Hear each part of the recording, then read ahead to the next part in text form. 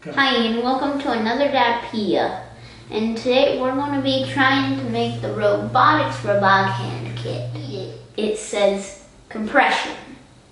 Compression is the action of being squished down or pressed together. Robotics. Robotic is a technology dealing with the design, construction, and operation of robots and automation. Then there's experiment. The strings inside the fingers are used to open and close the hand fingers. Squeeze the pull rings to release the tension and allow you to pick up something. This hand probably works similar to the way that the body does. We know from reading our science books that the way muscles work, there's two muscles for every action, because the muscles can only contract and release. They can't push. So they either tighten or they loosen.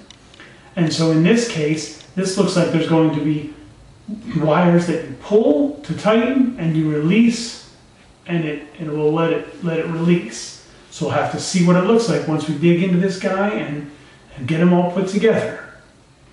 Contained within the box, it says the contents are 12 plastic parts, 1 string, 1 sticker sheet to make it look very cool, a styrofoam ball, probably for picking up, and of course the instructions, plus a bonus poster.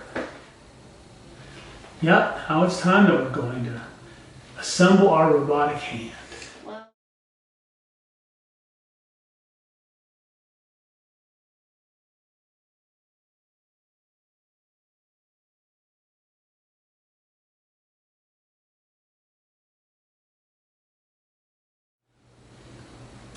Well, this has definitely been by far one of the most difficult assemblies I think that we've ever had of anything we've done on Dadipedia.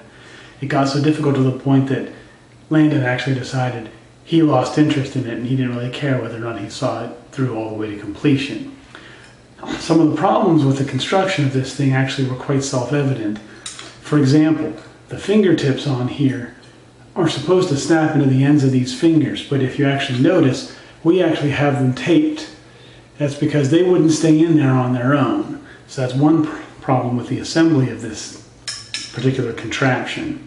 Second thing is, there's these strings that need to be strung through the fingers, and the problem is that the holes on the fingertips are just big enough, maybe even not quite big enough for the string to fit through.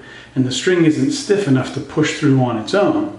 We actually had to get a little creative and actually dip the end of the strings in candle wax so that it would give it a little bit more strength to actually push it through the holes. And then it was a little bit thicker, so you really had to finagle it through with a needle.